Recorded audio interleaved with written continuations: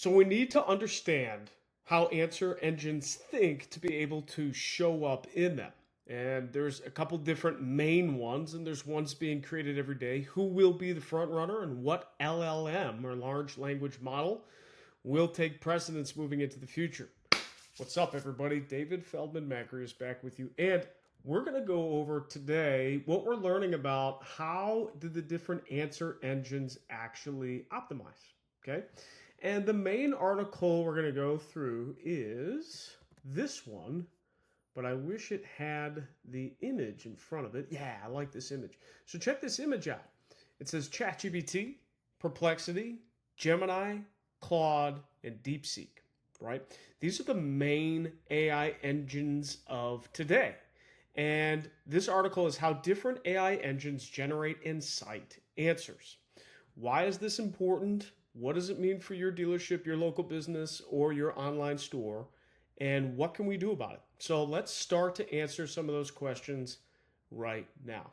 When I click on this article in SEO land, it's about 8 minutes, and there's a lot of different items in here. It goes over citations and attributions. It goes over each answer engine. It goes over how the distinguishing factors of how it ranks and doesn't rank. But before we get into all of that, let's start with what we know so far and simplify.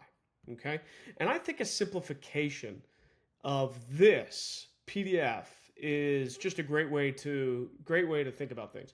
Through our research, we've identified two major types of answer engines that shape AI search results: trained answer engines, real-time answer engines. Let's define them. These models, so trained answer engines first, these models work off static, pre-trained data. Think of them like a book that isn't updated until a new edition is printed. Whatever they knew at the time of their last training cycle is what they continue to know until the next update, whether that's months or even years away. So we'll find out in a little bit, little prelude, that is essentially ChatGPT. Right now, the free version of ChatGPT without plugins and things like that. It is a trained answer engine, okay? Then there are real-time answer engines. These models don't just rely on old data. They actually search the web for fresh information before delivering an answer. Imagine a news reporter checking multiple sources before writing a story. They evaluate semantic keywords, domain authority, and recency signals to generate up-to-the-minute responses. Both of these systems play a role in AI search, but for marketers, real-time answer engines present the biggest opportunity. These AI models don't just know things, they go out and find the best possible answer. So, one may think, like, why do we want a trained answer engine? You may want that because it seems as though, I'm oversimplifying, but it seems as though trained answer engines typically do better with creative tasks, whether it's creative of images, creative of words or content. I don't want to say research, but when you take that offline, they spend less of their power trying to cite and grab all the most current right information and spend more of their power synthesizing, creating, and doing that. So there is a place for both. Now, for marketers, and when we talk about search, real-time answer engines is where the focus is going to be, right? So that's the simplification of the difference. And I actually provided in this, and you'll see this on the YouTube link, or you'll see this in the description below, couple highlight links from this article. So this section, the mechanics behind every AI answer. Generative AI engines are built on two core architectures: model native synthesis and retrieval-augmented generation.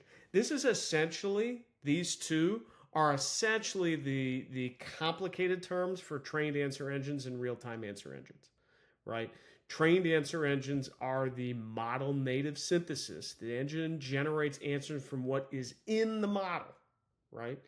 And the retrieval-augmented generation, this is like a live retrieval. It's real time, right? So they just simplified it. But the two models are the same.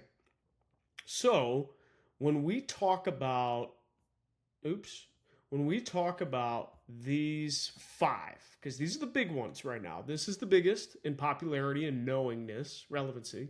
Then you have Gemini, which is powered by Google. You have Claude, DeepSeek, and Perplexity. They all have their differences. So what is what? So let's go right into it. Practical differences that matter to writers and editors. We're talking about writers and editors because it's marketing related. And at the end, we're going to apply those differences, at least in a brief description, to businesses, okay, including car dealerships, local businesses, and e-commerce stores. So let's talk about the practical differences. Even with similar prompts, AI engines don't produce the same kind of answers or carry the same editorial implications. 4 factors matter most for writers, editors, and content teams. Let's synonymize content teams with marketers. Recency. Engines that pull live from the web, such as Perplexity, Gemini, and Claude, with search enabled, service more current information. So these 3 are the ones that go after more current information. You might be surprised that ChatGPT is not. ChatGPT is a model native system. So unless you're paying for features or you have plugins, if you're using the free version, which most people are, the browsing relies on a training data that may lag behind real world events. I'm going to do that one more time. Model native systems like ChatGPT, because it is the front runner at this current point in time, without browsing, rely on training data that may lag behind real world events. Your searches in ChatGPT might be off because it's not as accurate if you're using the free version, okay? If accuracy or freshness is critical, use retrieval-enabled tools or verify every claim against primary source. So for marketing, you have to check a bunch of stuff. We don't know if GPT is going to be right, but I've seen in models that a lot of them aren't right. So it's a push and pull. What else? Applying these differences in your workflow. Match the engine to the task. Retrieval tools for research, model native tools for drafting or style. So, again, the simplified version, the trained answer engines will be better for creativity in general, broad spectrum. The real-time answer engines will be better for research and current information. So, ChatGPT and DeepSeek are trained answer engines, real-time answer engines, Perplexity, Claude, Gemini. Okay. And then finally, understanding AI engines matter for visibility. So this gentleman says it's no longer enough to create something people want to read. You have to create something people want to talk about. Okay. So with all that being said, how does this matter for businesses? How does this matter for your local business or national brand marketing, right? If you're a dealership watching this, because that's my primary audience, how is this going to matter? What do we need to do differently? Is it just SEO on steroids, or what exactly do we need to do? So what I've done, I opened up Gemini. How can this article be synthesized and made meaningful for auto dealers advertising, as they are local businesses and showing up consistently in AI as the future? Boom. Let's see what it actually comes up with in real time. This article, which analyzes how different AI engines generate and cite answers, synthesizes into a single critical takeaway for local auto dealers. AI visibility is determined by how easily your content can be retrieved, verified, and cited by live web-enabled systems, primarily Google's Gemini AI overviews. Here's a breakdown of the article's synthesis and a direct strategy for local auto dealers to ensure they show up. So Gemini says model native synthesis. This is like default ChatGPT, answers from pre-trained knowledge, does not use the live web. So meaning for dealers, this AI is useless for real-time information like current inventories, service specials, or holiday hours. Your content will not be cited, and the AI's answer will likely be generic or incorrect. So this we have to realize. ChatGPT, in the free version, without plugins, without extras, is a model native synthesis.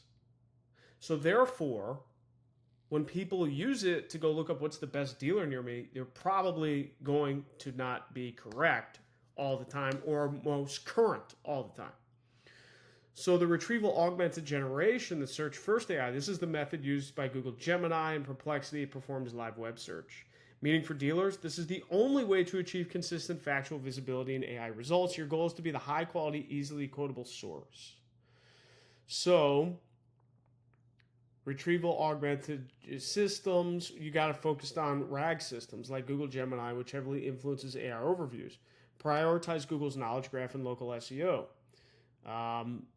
Ensure your Google business profile is 100% complete and frequently updated, including hours, service, phone numbers, and location. Master EEAT. Ensure all content shows experience, expertise, authoritativeness, and trustworthiness. Right? That's classic SEO. And then publish in the source zone. Use Google's available tools like posting your GBP to get real-time content directly into Google's ecosystem, making it immediately available for AI retrieval. So really, this is a full-service content posting situation. And it just goes to show that you got to do all the things right, but you have to post everywhere too, or else you're probably going to be left behind. And this is why we're positioning our primary service for fundamental content generation, because it is the future. Rather than paying for ads, and this is dangerous to say on this channel because, Google Ads is livelihood right now. We really need to focus on content production. And mark my words, on this channel, we're going to create some things that rival any sort of consistent content production, meaning visuals, social posts, all this different stuff. We're going to create a system that really makes and does a nice job of this situation. So create factual, RAG-ready content. AI systems prefer to quote simple, verifiable facts rather than complex marketing-heavy language. You got to use schema markup, use clear, succinct headings, ensure the relevancy of the live web advantage. Yep. And then be the definitive local answer, leverage PR link building. So it's basically just do all the right things. It's a challenge, but we're going to do it. And we're going to continue to learn and continue to know. And we don't have to be an expert in all this stuff. We don't. We just need to make sure that you have a robust content strategy. My team is currently developing and rolling out this robust content strategy to our auto dealership clients. We're running tests. We're doing pilots. We're doing things a little bit differently, the way the content strategy is supposed to be. So with that being said, when we do this, how do we rank and how do we make sure this wins? We know how, and we're developing it now. So if you have any interest in this, if you'd like to have future conversations, or you have any different comments that maybe I didn't cover, please leave them below, and I'd love to be able to answer and correspond with you. David Feldman-Makrias. We'll see you real soon. Thank you.